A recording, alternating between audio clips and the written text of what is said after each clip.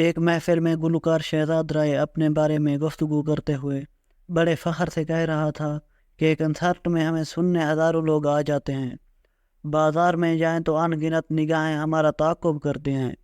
نئی البم آئے تو ہاتھوں ہاتھ بک جاتی ہے۔ جب ہم کوئی گانا پبلک میں گاتے ہیں تو ایک دنیا ہمارے ساتھ جھوم جھوم کر گانے لگتی ہے۔ اور پھر اس کے ساتھ ہی گلوکار کا چہرہ افسردہ ہو گیا اور اس نے دکھ بھرے لہجے میں کہا، لیکن لوگ ہماری دل سے عزت نہیں کرتے۔ لوگ بہت حیران ہوئے۔ محفل میں موجود کسی شخص نے پوچھا کہ وہ کیسے؟ لوگ تو تمہارے اور بہت سے دوسرے فنکاروں کے دیوانے ہیں۔ شہزاد رائے ایک سمجھدار فنکار ہے اور بہت سے دوسرے شعبے کے لوگوں کے برعکس عقل مند اور حقیقت پسند بھی ہے۔ اس پر ہنس کر کہنے لگا، میں تمہیں ایک سچا واقعہ سناتا ہوں، بات تمہاری سمجھ میں آ جائے گی۔ اور واقعی شہزاد رائے کی کہانی سن کر بات ہماری سمجھ میں آ گئی۔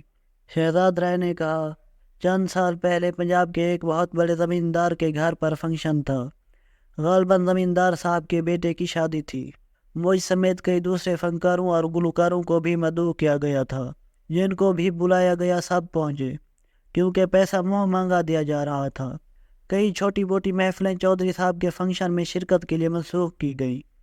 بہرحال سارے فنکار چودھری صاحب کے ہاں پہنچ گئے۔ فنکشن فیصل آباد کے علاقے میں ایک گاؤں میں چودھری صاحب کی کلا نما حویلی میں تھا۔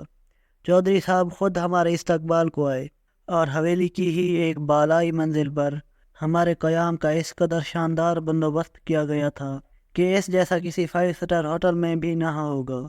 رات کے فنکشن پر بہت سی سیاسی اور سماجی شخصیات مدعو تھیں، جن کے سامنے گا کر ہمارے دل میں خود اپنی عزت و احترام کا مزید احساس اجاگر ہوا۔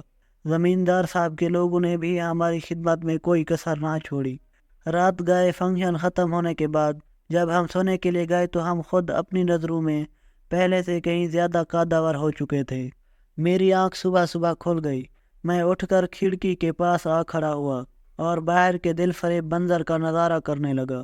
گاؤں والے تو جلدی اٹھنے کے عادی ہوتے ہیں۔ باہر بہت سے لوگ رات کے فنکشن کا سامان سمیٹنے میں مصروف تھے۔ میں انہیں دیکھ رہا تھا کہ دوسری جانب سے چودھری صاحب ہاتھ میں ایک سٹیک تھامے آتے نظر آئے۔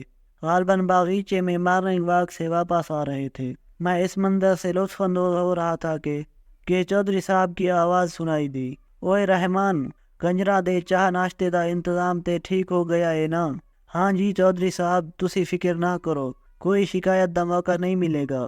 اور پھر چودھری صاحب نے، جو ہم کنجروں کے لیے کافی فکر مند تھے، مزید تاکید کرتے ہوئے فرمایا، ہاں بھائی، یہ کنجر سارے مہمان نے اور میرے پتر دی شادی تے آئے نے، خوش خوش واپس جانے چاہیے نے۔